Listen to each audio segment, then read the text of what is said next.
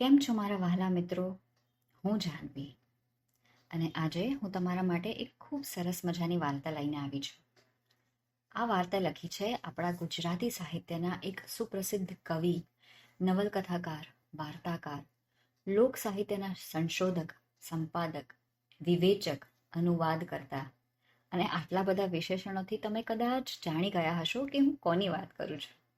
જી હા, શ્રી ઝવેરચંદ મેઘાણી. અને એમણે આ વાર્તાનું શીર્ષક આપ્યું છે અજબ ચોર. તો ચલો વાર્તા સાંભળીએ. એક હતો ચોર. એને એવું નેમ કે એક વર્ષમાં એક જ વાર ચોરી કરવી, બીજી વાર નહીં. એક દિવસ એ ચાલ્યો ચોરી કરવા. રસ્તામાં એક નદી આવી. ત્યાં એ બેઠો. એટલામાં એક વાણિયો નીકળ્યો. વાણિયાને બહુ તરસ લાગેલી. ખોબો ભરીને જ્યાં પાણી પીવા જાય ત્યાં તો ચોરને જોયો. વાણિયાના પેટમાં ફાળ પડી. પાણી પૂરું પીધું વિના એ ઉઠી ગયો. ચોર કહે, શેઠજી, પૂરું પાણી તો પી લ્યો. વાણિયો કહે, બસ ભાઈ, મારે વધારે નથી પીવું. ચોર કહે, શેઠ, તમે ભડકોમાં, હું તમને નથી લૂંટવાનો. વિશ્વાસ રાખો ને પાણી પી લ્યો. મારે તો મોટી ચોરી કરવાની છે. વાણીએ પાણી પીધું. ચોર કહે, શેઠ, તમારી પાસે આ લાકડી છે તે મને આપો, પૈસા દઉં. વાણિયાના મોઢા ઉપરથી લોહી ઉડી ગયું. એ બોલ્યો, ભાઈ, મારાથી લાકડી વિના હલાય નહીં. લાકડીને ટેકી ટેકે તો હું હાલું છું. અહીં વગડામાં બીજી લાકડી ક્યાંથી કાઢું? ચોરે લાકડી ઝૂંટવી લીધી અને એને ચીરી. ત્યાં તો માહીથી 4 રત્નો નીકળ્યા. દાંત કાઢીને ચોર કહે, શેઠજી, તમને મેં અભયવચન દીધેલું, તોય તમે મારી પાસે ખોટું બોલ્યા. લો તમારા રત્ન, મારે એ ન ખપે. તમે કઈ ગામ જાઓ છો? શેઠ કહે, ઉજ્જૈન નગરી. ચોર કહે, ઉજ્જૈનીના રાજા વીર વિક્રમને એટલું કહેજો કે આજ રાતે હું ચોરી કરવા આવીશ, માટે હોશિયાર રહે. વાણિયાએ જઈને વીર વિક્રમને ખબર દીધા. રાજા વીર વિક્રમ તો વિચારવા લાગ્યા કે ઓહો, આવો બહાદુર ચોર કોણ હશે? આ ચોર તો સામેથી સમાચાર મોકલાવે છે. રાજાએ હુકમ કર્યો કે આજ રાતે હું એકલો આખા નગરીની ચોકી કરવાનો છું, માટે બધા સિપાહીને રાતે રજા આપવી. કોઈએ આજ રાતે જાગવું નથી. નગરના માણસોને પણ કહેજો કે નિરાતે સૂઈ જાય. રાજાજી તો દેવતાઈ પુરુષ હતા. એના વચન ઉપર બધાને વિશ્વાસ. રાત પડી. ચોકીદાર બધા પોતપોતાને ઘેર ગયા. ગામના માણસો પણ સૂઈ ગયા. નગરના ગઢના દરવાજા દેવાઈ ગયા. રાજાજી એકલા ચોરનો વેશ લઈને નગરની અંદર ગઢની રાંગે રાંગે ફરવા લાગ્યા. ફરતા ફરતા એક જગ્યાએ ઊભા રહ્યા. એમને લાગ્યું કે અહીંથી ચોર ઉતરશે. ત્યાં તો બહારથી પેલો ચોર ગઢ ઉપર આવ્યો.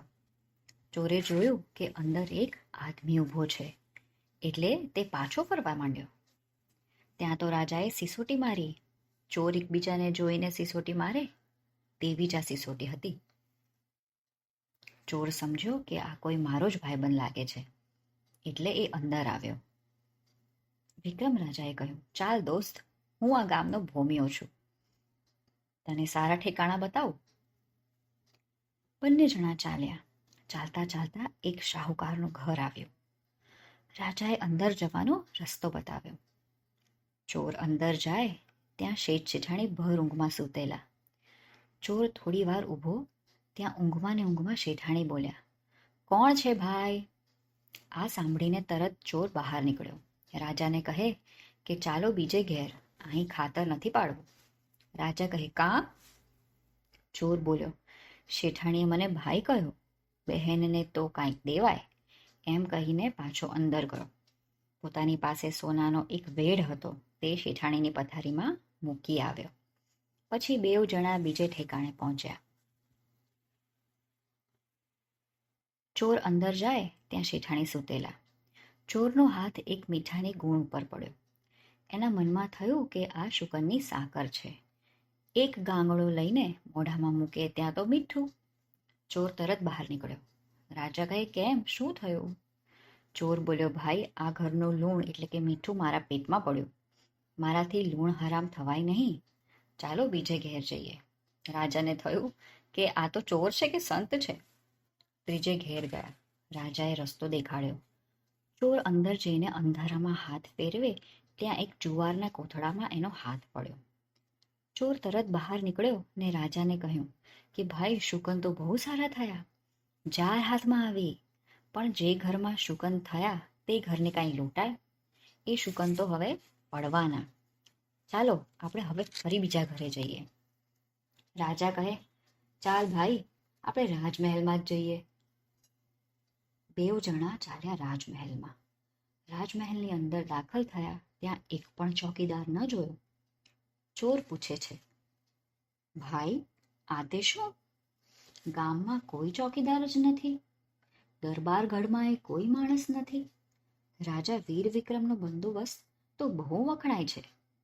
રાજા કહે, અરે ભાઈ, એ તો બહાર મોટી મોટી વાતો સાંભળાતી હશે. અહીં તો આવું જંધેર ચાલે છે. રાજા કશું ધ્યાન નથી આપતા. મહેલમાં રાણીજી હિંડોળા ખાટ ઉપર સૂતેલા.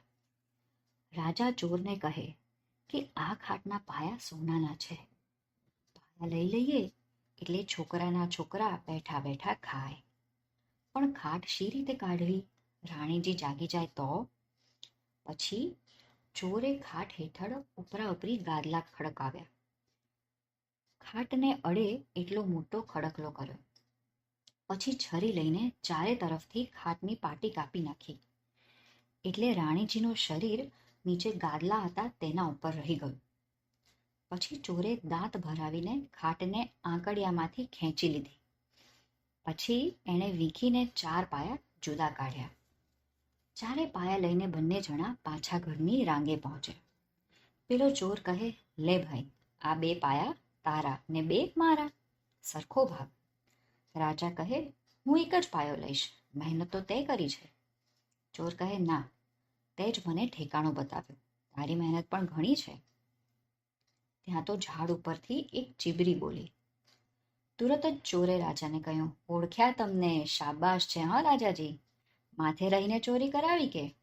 રાજા હસી પડ્યા અને પૂછ્યું, તે શી રીતે જાણ્યું કે હું રાજા છું? ચોરે કહ્યું, રાજાજી, હું પંખીની બોલી જાણું છું. આ જે ચીબરી બોલી એનો અર્થ એમ થાય કે આ ચોરીના માલનો માલિક તો અહીંયા જ ઊભો છે. રાજાએ શાબાશી આપી.